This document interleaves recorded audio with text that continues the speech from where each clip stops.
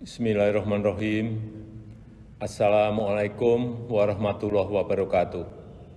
Salam sejahtera bagi kita semuanya. Om Swastiastu, Namo Buddhaya, salam kebajikan.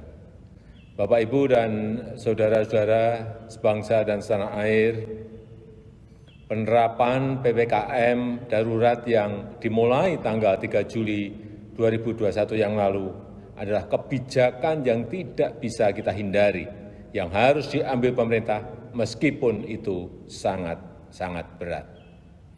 Ini dilakukan untuk menurunkan penularan COVID-19 dan mengurangi kebutuhan masyarakat untuk pengobatan di rumah sakit, sehingga tidak membuat lumpuhnya rumah sakit lantaran overkapasitas pasien COVID-19, serta agar layanan kesehatan untuk pasien dengan penyakit kritis lainnya tidak terganggu dan terancam nyawanya.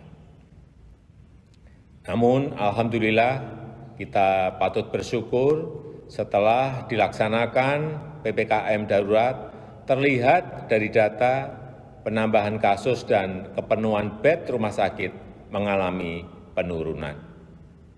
Kita selalu memantau, memahami dinamika di lapangan, dan juga mendengar suara-suara masyarakat yang terdampak dari PPKM. Karena itu, jika tren kasus terus mengalami penurunan, maka tanggal 26 Juli 2021 pemerintah akan melakukan pembukaan secara bertahap. Pasar tradisional yang menjual kebutuhan pokok sehari-hari diizinkan dibuka sampai pukul 20 dengan kapasitas pengunjung 50%. Pasar tradisional selain yang menjual kebutuhan pokok sehari-hari diizinkan dibuka sampai dengan pukul 15 dengan kapasitas maksimal 50%. Tentu saja dengan penerapan protokol kesehatan yang ketat, yang pengaturannya akan ditetapkan oleh pemerintah daerah. Pedagang kaki lima, toko kelontong, agen atau outlet voucher, pangkas rambut, laundry, pedagang asongan, bengkel kecil, cucian kendaraan, dan usaha kecil lainnya yang sejenis diizinkan buka dengan protokol kesehatan ketat sampai dengan pukul 21 yang pengaturannya, teknisnya akan diatur oleh pemerintah daerah. Warung makan, pedagang kaki lima, lapak jajanan, dan sejenisnya yang memiliki tempat usaha di ruang terbuka diizinkan buka dengan protokol kesehatan dengan ketat sampai pukul 21 dan maksimum waktu makan untuk setiap pengunjung 30 menit.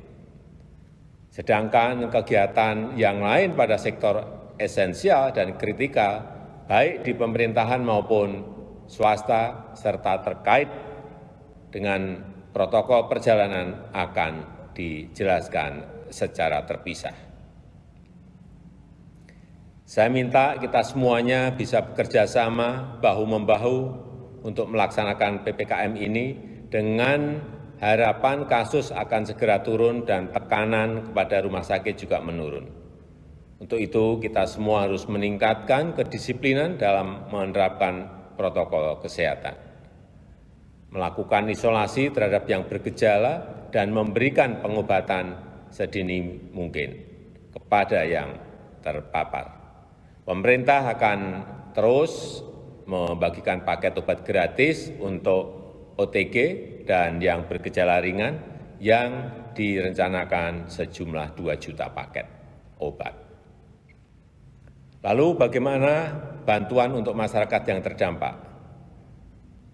Untuk meringankan beban masyarakat yang terdampak, pemerintah mengalokasikan tambahan anggaran perlindungan sosial Rp55,21 triliun berupa bantuan tunai yaitu BST, BLT Desa, kemudian PKH, juga bantuan sembako, bantuan kuota internet, dan subsidi listrik diteruskan. Pemerintah juga memberikan insentif untuk usaha mikro, informal sebesar 1,2 juta untuk sekitar 1 juta usaha mikro, dan saya sudah memerintahkan kepada para menteri terkait untuk segera menyalurkan bansos tersebut kepada warga masyarakat yang berhak. Saya mengajak seluruh lapisan masyarakat, seluruh komponen bangsa untuk bersatu melawan COVID-19 ini. Memang ini situasi yang sangat berat, tetapi dengan usaha keras kita bersama, insya Allah kita bisa segera terbebas dari COVID-19. Dan kegiatan sosial, kegiatan ekonomi masyarakat bisa kembali normal.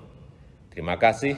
Wassalamualaikum warahmatullahi wabarakatuh.